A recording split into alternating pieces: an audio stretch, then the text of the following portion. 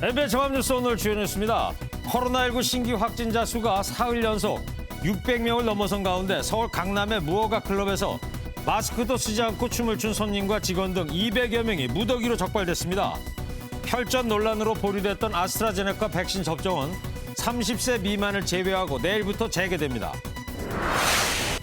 경기도 남양주의 주상복합 건물에서 난 불은 오늘 새벽에 꺼졌고 경찰이 현장 감식을 벌였습니다. 주민 1,200명이 대피했는데 이재민 130여 명은 시에서 마련한 대피소에 머물고 있습니다.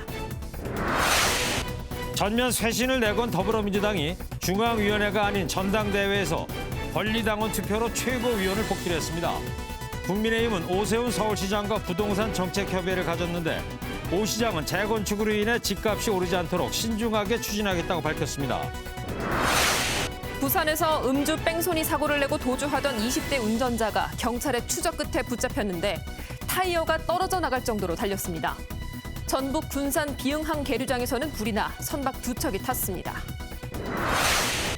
전기차 배터리 영업비밀 침해건으로 2년간 법정 분쟁을 벌여온 SK이노베이션과 LG에너지솔루션이 극적으로 합의했습니다. 바이든 미국 대통령의 ITC 판결 거부권 행사 마감 시한을 하루 앞두고 전격 이뤄졌는데 양사는 신뢰와 명분을 모두 챙겼다는 분석이 나옵니다. 미얀마 시민들이 군인들에게 사제총을 쏘는 등 매복 공격을 감행했습니다. 소수민족 무장단체들은 군부의 휴전 선언에도 경찰서를 습격하는 등 미얀마 사태가 최악의 내전 양상으로 치닫고 있습니다. 여러분 안녕하십니까? MBN 종합뉴스입니다. 오늘 톱뉴스 코로나19 소식으로 시작하겠습니다. 네, 코로나19 신규 확진자 수가 사흘 연속 600명대를 기록했습니다. 주말에도 확산세가 꺾이지 않고 있는데요. 화창한 봄철을 맞아서 거리 두기 또한 잘 지켜지지 않고 있습니다. 네, 정치훈 기자가 보도합니다. 오늘 0시 기준 코로나19 신규 확진자는 614명. 주말을 맞아 진단검사가 절반 넘게 줄었지만 신규 확진자 수는 사흘 연속 600명대입니다. 서울 211명, 경기 182명 등 수도권 상황이 심각합니다. 코로나 상황은 이렇게 심각한데 봄을 맞은 거리 두기는 사실상 실종됐습니다. 자리를 펴고 3355 무리를 지어 마스크를 벗고 대화를 하고 5인 이상 집합 금지를 어기는 경우도 눈에 띕니다. 코로나19 확산이 주춤한 광주는 도심 공원마다 시민들의 발길이 이어졌습니다. 유채꽃이 활짝 핀 공원은 봄 나들이 객들로 꽉 찼습니다. 곳곳에는 그늘막 텐트와 돗자리가 펼쳐져 거리두기 규정을 무색해 합니다. 원래 저희도 그 돗자리 깔고 놀고 싶었는데 사람이 아무래도 많다 보니까 불안해서 그냥 산책만.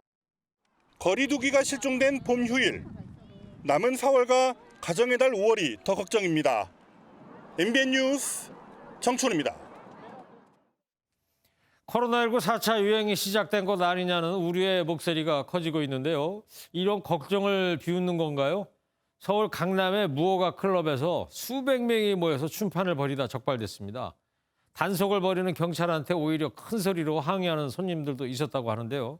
이거 뭐 해도 너무한 거 아닙니까? 이성식 기자입니다. 서울 강남에 있는 무허가 클럽입니다. 빽빽히 모인 손님들이 라틴 음악에 맞춰 춤을 추고 있습니다.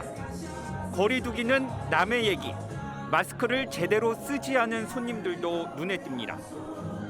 일반 음식점으로 등록된 이 업소는 음향기기와 특수 조명을 설치한 뒤 살사 클럽 형태로 운영됐습니다. 경찰은 어제 오후 9시 25분쯤 수백 명이 모여서 춤을 춘다는 신고를 받고 현장에 출동했습니다. 일부 손님은 출동한 경찰관들에게 우리가 죄를 지었나, 무슨 근거로 이러는 거냐는 등 소리를 지르며 항의한 것으로 전해집니다. 대부분 30, 40대인 손님들은 남미 댄스 동호회 등을 통해 모인 주부와 직장인이 대부분인 것으로 전해졌습니다.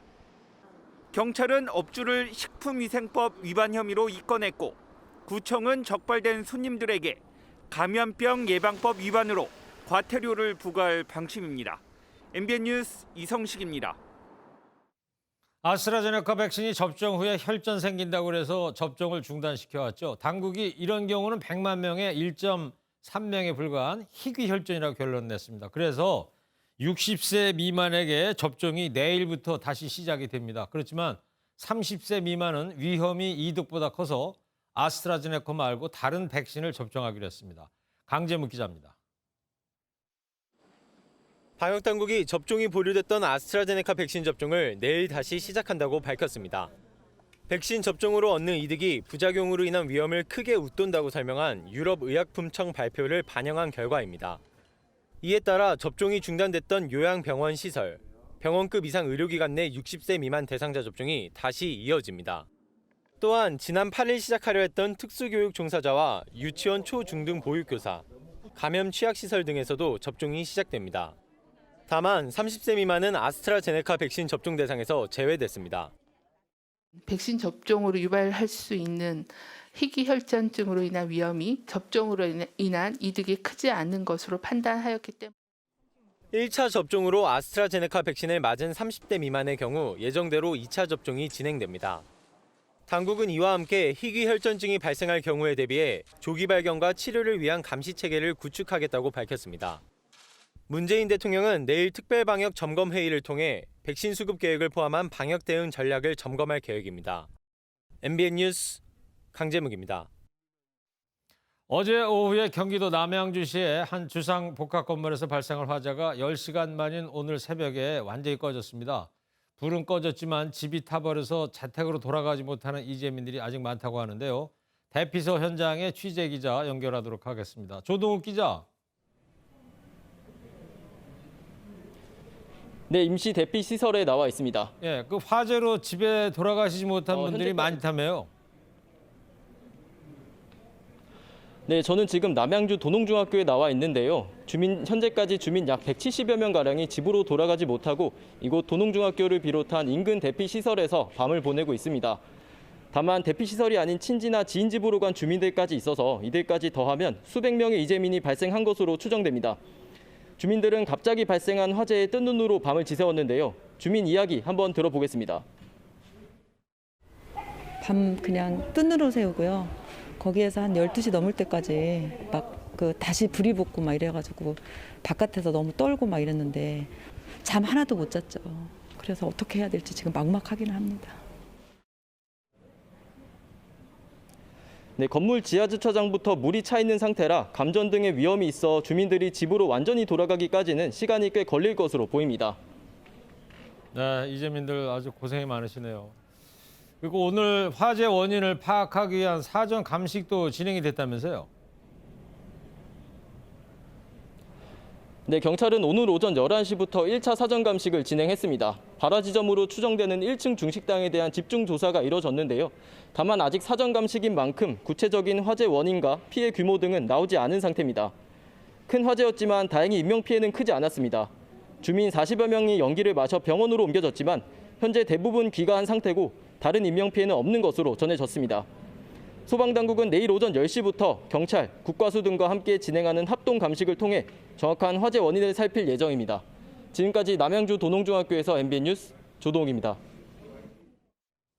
화재가 난 주상복합 지하에는요, 대형 마트도 있었는데 주말이라 방문객들이 아주 많았습니다. 근데 불길을 보자마자 한 시민은 차에서 내려 불이야 소리를 쳤습니다. 덕분에 다른 차량들의 건물 내 진입을 막았고요. 이 긴박한 상황에서 이 같은 시민들 덕분에 더 큰 참사를 막을 수 있었습니다. 김태림 기자의 보도를 먼저 보시고요. 주상복합 건물의 화재, 왜 이렇게 불 끄기가 힘든 건지, 또 보상은 어떻게 되는 건지 뉴스 추적하겠습니다. 시뻘건 불길에 차량 한 대가 급하게 후진을 합니다.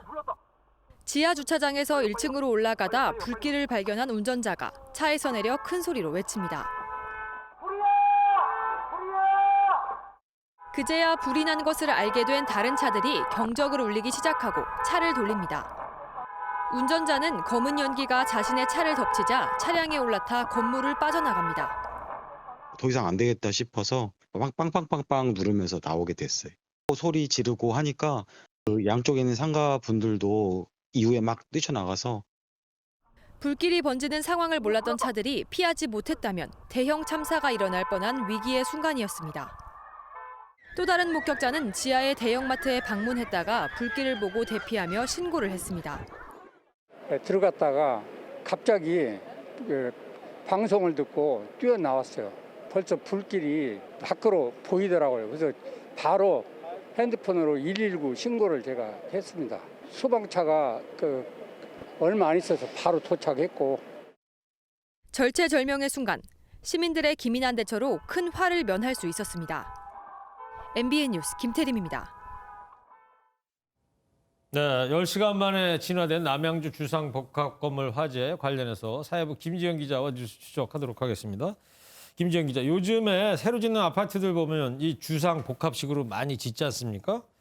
이 화재 원인이 아직 밝혀지지는 않았지만은 이 처음 진화에 실패했다 이런 얘기가 있던데 어떤 얘기입니까? 네, 주민들 사이에서는요, 불이 시작된 곳으로 추정되는 1층 중식당에서 스프링클러가 작동하지 않았다는 얘기가 나왔습니다. 네. 때문에 초반에 불길을 잡는 데 실패한 것 아니냐는 추측이 나온 건데요.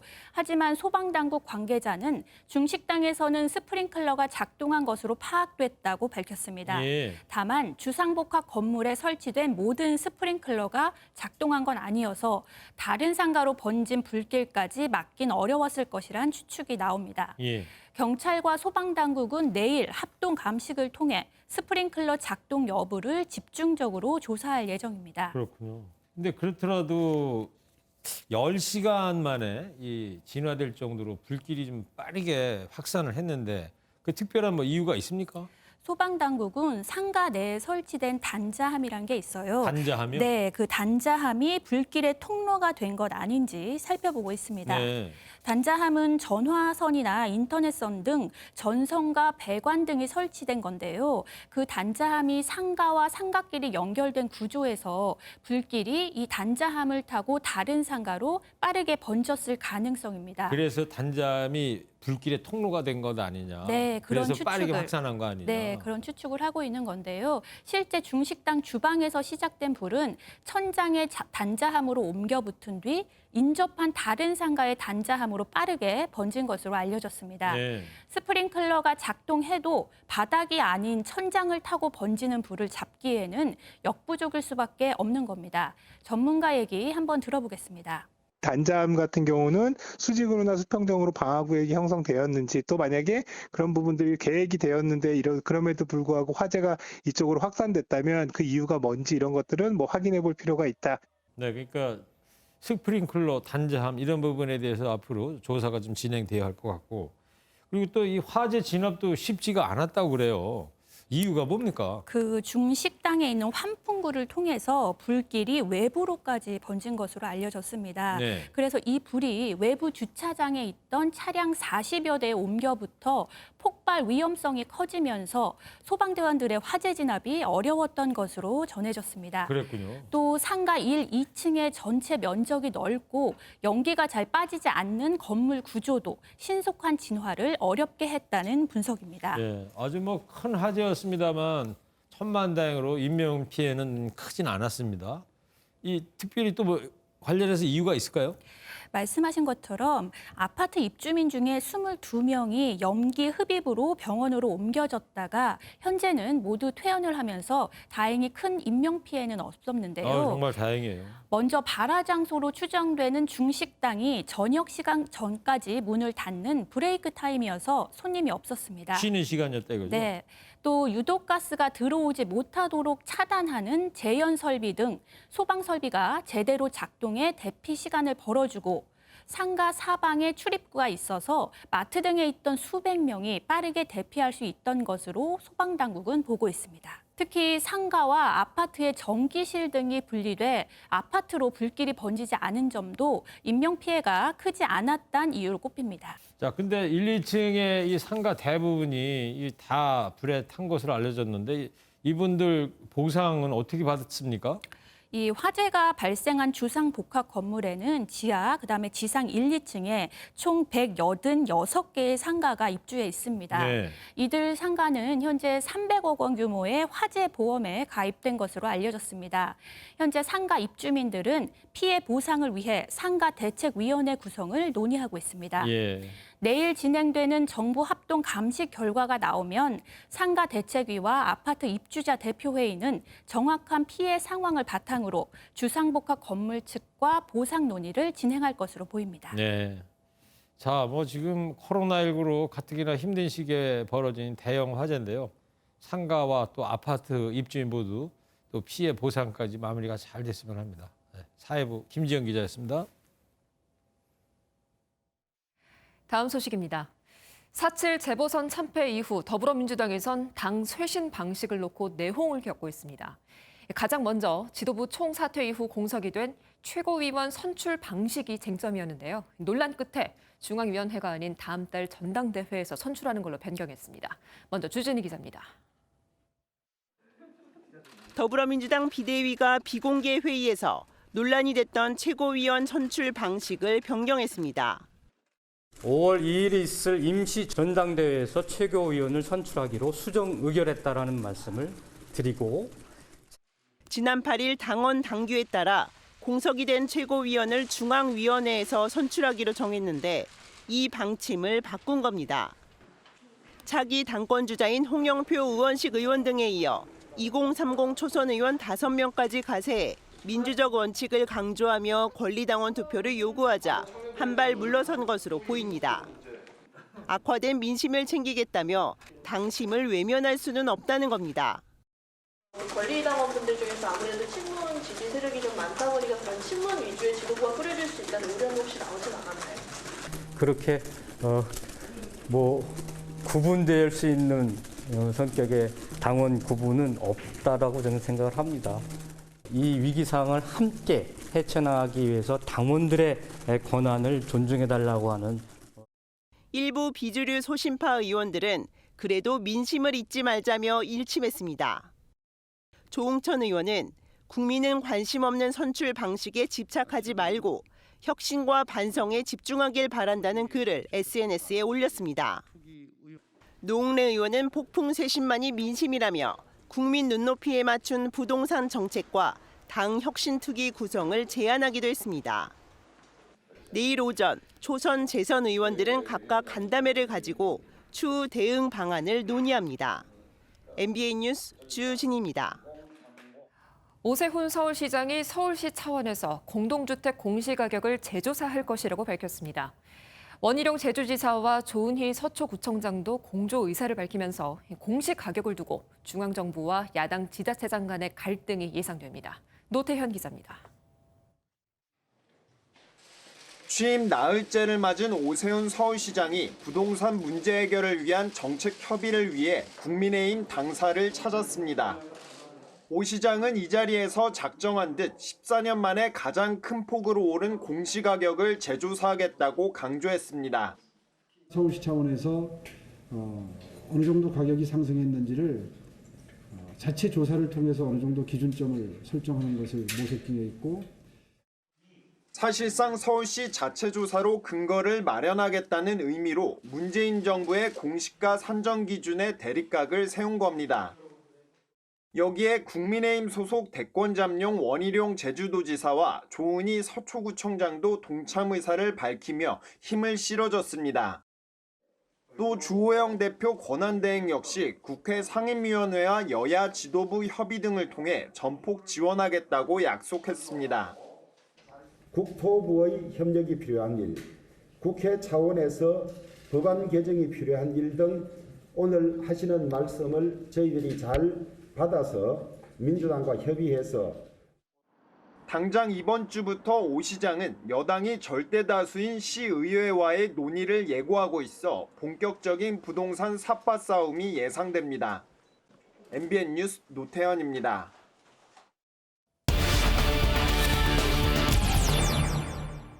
자, 이처럼 오세훈 서울시장이 10년 만에 서울시로 돌아오면서 우선순위에 두는 정책이 바로 부동산과 코로나19 대책입니다. 이를 포함해서 오세훈 시장의 지금까지 나흘 동안 행보에 대해서 이야기 나눠보도록 하겠습니다. 전국부의 김수영 기자 나와 있습니다. 김수영 기자. 예. 오세훈 서울시장이 이제 되자마자 부동산 정책 분야에서 정부와 이 대립각을 세우는 모습을 보이고 있습니다. 네, 그렇습니다. 오세훈 서울시장은 취임 뒤 부동산 문제와 관련해 정부와 대립각을 세우기 시작했습니다. 정부의 공시가격 인상에 대해 공식적으로 제동을 건 겁니다. 지난 1년 동안 공동주택 공시가가 지나치게 많이 올랐습니다. 중앙정부와 협의하기에 따라서는 공시가를 더 이상 급격한 속도로 올리지 않도록 협의는 가능하다고 저는 믿고 싶습니다. 근데 이번 선거 앞두고 말이에요. 부동산 문제가 뭐 전 세대에 걸쳐서 이슈가 되지 않았습니까? 네, 그렇습니다. 아파트를 구입하려는 세대는 가격이 올라서 그리고 보유하고 있는 세대는 보유세 인상이 화두였습니다. 네. 실제 서울시 아파트 등 공동주택 공시가격이 전년에 비해 19.9% 상승했는데요. 이는 14년 만에 최대 상승을 기록한 겁니다. 그런데 오세훈 시장이 공시가격을 정할 수가 있습니까? 네, 오 시장도 밝혔듯이 서울시장이 직접 권한을 갖고 있지는 않습니다. 그러나 오 시장이 언급한 대로 정부와 협의를 하거나 재조사 등을 통해서 시장과 공시가격의 불일치를 찾아내는 등의 방법 등으로 정부를 압박할 수는 있습니다. 네. 자, 공시가격 얘기 좀 해봤고, 그리고 이제 오세훈 서울시장이 재개발, 재건축을 완화하겠다는 입장인데 꽉 막혔던 곳에서는 환영하지만 반대로 집값이 더 들썩이지 않을까 이렇게 우려하는 목소리도 있단 말이죠. 네, 오 시장은 선거 기간 내내 민간 주도의 재개발, 재건축 규제를 완화하겠다고 밝혔는데요. 이 때문인지 오 시장 당선 직전 일부 재건축 단지에서 신고가를 찍은 매물이 나온 것으로 알려졌습니다. 네, 그러다 보니까 오히려 오세훈발 집값 인상이 우려되는 거 아니냐 이런 목소리도 있단 말입니다. 네, 오세훈 시장은 즉각 진화에 나섰는데요. 규제 완화가 서울시 집값을 끌어올릴 수 있다는 우려에 대해 그렇게 안 되게 할 것이라고 말했습니다. 집값을 자극하지 않도록 관련 정책을 신중히 추진하겠다는 겁니다. 부동산 정책을 차질 없이 추진하겠다는 오세훈 시장의 의지는 확고한 것 같습니다. 선거 과정에서 취임하면 일주일 안에 재건축 규제를 풀겠다고 말했는데 취임 직후 기자들이 이를 물었는데 오 시장은 두 주먹을 쥐고 의지라고 말하기도 했습니다. 네. 취임 일주일이면 이제 며칠 안 남았습니다. 그죠? 네, 그렇습니다. 그리고 이제 오세훈 시장이 취임 뒤에 정치적 행보를 할 수 있지 않느냐 이런 분석이 있었지만 며칠 동안은 코로나19 현장에만 매진했습니다. 네, 오세훈 시장은 취임 뒤 사흘 내내 코로나19 관련 일정을 소화했습니다. 당시 서울시 확진자가 200명을 넘어서면서 코로나19 대책 마련이 급선무라는 판단도 있었던 것 같습니다. 그러나 정부와의 대립각은 확실했습니다. 지금까지와 같은 일률적인 틀어막기식의 거리두기는 더 이상 지속하기 어렵다 하는 판단에 이르렀습니다. 네, 반성해야 한다는 발언도 있었고요. 그러면서 오후 9시 영업금지와 같은 일률적인 방식에서 벗어날 것을 지시했습니다. 네, 그러면 정교한 방식의 서울시 방안이 언제쯤 나옵니까? 네, 오 시장은 내일 오전 코로나19 언론 브리핑에 직접 참석해서 업종별 그리고 업태별 매뉴얼을 포함한 서울형 거리두기 방침을 발표할 예정입니다. 아, 서울형 거리두기가 이제 내일 발표된다 이거죠. 네. 그리고 이제 또 하나 관심 가는 부분이 박원순 시장 10년 흔적 지우기 한다고 그랬는데 이걸 어떻게 전망할 수 있습니까? 네, 오 시장은 선거 과정에서 박원순 전 시장 주요 정책 70% 이상을 수정이나 보완, 폐기하겠다고 밝혔습니다. 다만 속도 조절은 할 것으로 보입니다. 일단 취임 첫날 전임 시장의 정책을 쉽게 방향을 전환하거나 취소하고 없던 일로 하지 않겠다고 밝혔는데요. 왜 그런가요? 네, 일단 임기가 1년 석 달로 그리 길지 않은 데다 임기 말에는 또 선거를 준비해야 할 수도 있습니다. 무엇보다 서울시 의회 의원 110명 가운데 101명이 더불어민주당 소속인데 10년 전 무상급식 주민투표와 같은 방식의 정책을 되풀이하지는 않을 것이라는 관측입니다. 서울시의회 의장 역시 과거의 경험을 바탕으로 소통을 강조하기도 했습니다. 네. 이 로마가 승리하고 성을 쌓지 않고 길을 냈다고 하지 않습니까? 그래서 우리 시장님께서 이 소통의 길. 네, 마찰이 불가피한 정치적인 행보보다는 부동산과 코로나19 관련 대책을 통해 삼선 시장의 노련하고 실속 있는 모습을 보일 것이라는 관측이 지배적입니다. 네, 알겠습니다. 10년 만에 돌아온 오세훈 서울시장의 앞으로의 서울시정 잘 지켜보도록 하겠습니다.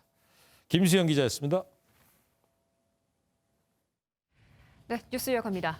하루가 멀게 음주운전 소식이 들리고 있습니다. 오늘 새벽 부산에서는 추돌 사고를 내고 도주하던 20대 만취 운전자가 차량 뒷타이어가 떨어져 나간 것도 모른 채 14km를 내달리다 경찰에 붙잡혔습니다. 전북 군산의 비흥항 계류장에선 불이 나 선박이 탔습니다. 안진우 기자입니다. 검은 연기와 함께 시뻘건 불길이 치솟습니다. 전북 군산시 비흥항 계류장에서 불이 난 건 오늘 새벽 12시 40분쯤. 정박 중인 배로 불이 옮겨 붙으면서 하마터면 큰 불로 이어질 뻔했지만 다행히 불은 1시간여 만에 꺼졌습니다. 부둣가를 걷던 한 남성이 그대로 바다로 떨어집니다. 출동한 해경이 남성을 간신히 끌어올립니다. 손 안 빠지게 밑으로 내리시고요. 해경은 추락한 남성이 발을 헛디뎌 사고를 당한 것으로 보고 있습니다. 뒷타이어가 빠진 차량이 골목길에 멈췄습니다. 20대 남성이 몰던 차량인데 연쇄 추돌 사고를 내고 도심을 14km가량 질주하다 경찰에 붙잡힌 겁니다. 음주 측정을 거부한 운전자는 현장에서 체포됐습니다. 충남 태안군 곰섬 인근에선 갯바위에서 물때를 놓쳐 고립된 낚시객 2명이 해경에 구조됐습니다. 오늘 새벽 5시 30분쯤 부산 진구 동천 인근 도로에서 40대 배달기사가 몰던 오토바이가 난간을 들이받고 추락했다. 119 구조대에 의해 구조됐습니다. MBN 뉴스 안진우입니다. 미얀마 사태가 최악의 내전 양상으로 치닫고 있습니다. 군부의 잔혹한 유혈 진압에 희생자는 계속해서 늘고 있고 시민들은 군인들에게 사제총을 쏘고 경찰서도 습격하면서 군부에 맞서고 있습니다. 조경진 기자입니다. 끊이지 않는 총성이 울려 퍼지고 최루탄 연기는 하늘을 꽉 채웠습니다. 총알을 피하려 자세를 낮춘 사람들과 곳곳에서 터져나오는 비명 소리들. 군경을 향해 사제 수렵총을 발사하고 매복 공격을 감행하는 주민들도 등장했습니다. 일부 소수민족 무장단체들은 군부의 일방적인 휴전선언에도 경찰서를 습격해 경찰서장 등 10여 명이 숨진 일도 벌어졌습니다. 미얀마 사태가 2달 넘게 이어지는 동안 내전은 최악으로 치닫고 있습니다. 미얀마 인권단체는 군경의 유혈 진압으로 현재까지 701명이 사망했다고 밝혔습니다. 지난 8일 바고 지역에서는 군경의 발포로 최소 82명의 시위대가 숨져 지난달 양곤에 이어 가장 많은 시민이 학살당했습니다. 당시 군경이 유탄 발사기와 박격포 등을 사용한 것으로 전해지면서 국제사회 비판은 커지고 있습니다. 주한 미얀마인들도 군부 학살을 규탄하는 시위를 벌였습니다. 이들에게도 이번이 마지막 싸움입니다. 우리도 이들에게 무조건 이겨야 합니다. 우리의 힘으로 부족하기 때문에 국제사회의 힘을 이렇게 간절히 호소하고 있는 겁니다. 미얀마 난민총 건립 등 인도적 지원 방안 마련을 위해 우리 정부도 검토 중인 것으로 전해졌습니다. MBN 뉴스 조경진입니다. 중국 신장의 한 광산에서 침수 사고가 나 갱도에 있던 광부 21명이 실종됐습니다. 구조 작업이 진행 중이지만 생사 확인은 아직 들리지 않고 있는데요. 이렇게 중국에서는 지난 1월에도 광산 사고로 10명이 숨졌는데 또 이런 일이 벌어졌습니다. 신혜진 기자입니다. 중국 신장의 한 석탄 광산 입구. 구조대원들이 어깨에 파이프를 메고 서 있습니다. 어제 오후 6시 10분쯤 개조 작업이 한창이던 광산에서 침수 사고가 일어났습니다. 당시 탄광에서 작업하던 광부 29명 가운데 8명은 무사히 빠져나왔고 21명은 아직 지하에 갇혀 있습니다. 구조팀들은 파이프를 삽입해 침수된 갱도 내부의 물을 빼내는 작업을 펼치고 있습니다. 하지만 폭발 지점이 지상에서 1200m 떨어져 있는 데다 지형이 복잡해 정확한 매몰 위치 파악에도 어려움을 겪고 있습니다. 지난 1월 중국 산둥성의 한 광산에서도 폭발 사고가 일어나 광부 22명이 갇혔고 10명이 숨지기도 했습니다. 중국에선 정기적으로 탄광 안전 단속을 벌이고 있지만 각종 폭발과 가스 누출 사고 등이 끊이질 않고 있습니다. MBN 뉴스 신혜진입니다.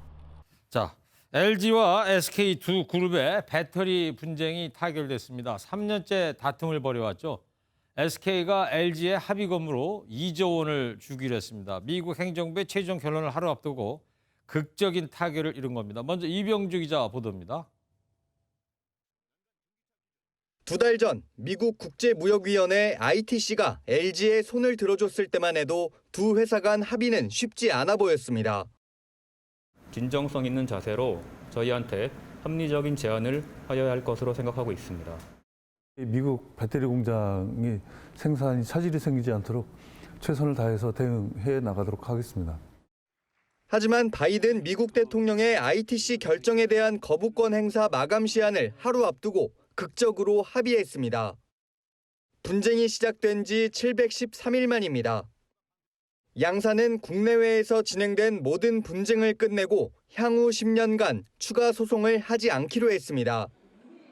합의금 규모는 2조 원, 영업비밀을 침해한 혐의를 받은 SK가 LG에 현금 1조 원과 로열티 1조 원을 지급하게 됩니다. LG는 배터리 관련 지식재산권이 인정받았다는 데 큰 의미가 있다고 평가했고, SK 측은 미국 정부가 추진하는 친환경 정책에 더 큰 책임감을 갖게 됐다는 입장을 내놨습니다. 그러면서 양사 모두 한미 양국 전기차 배터리 산업의 발전을 위해 건전한 경쟁과 우호적인 협력을 해나가겠다고 밝혔습니다. 우리 정부도 양사의 합의를 환영한다면서 2차 전지 산업 경쟁력 강화를 위한 지원을 적극 추진하겠다고 밝혔습니다. MBN 뉴스 이병주입니다. 두 회사가 결국 합의에 이르렀습니다. 사실 두 회사는 보름 전만 해도요, 주주총회를 통해서 감정 싸움하고 치킨 게임 양상을 벌여왔었는데요. 전격 합의를 한 이유가 뭘까요? 두 회사는 실익과 명분을 챙겼다는 평가입니다. 오지혜 기자입니다. 배터리 분쟁과 관련해 정부의 합의 촉구에도 다소 미지근했던 두 회사. 나쁘끄럽지 않습니까? K배터리가 정말 미래가 크게 열릴 텐데 자기네들끼리 그 작은 파일을 놓고 싸우지 말고.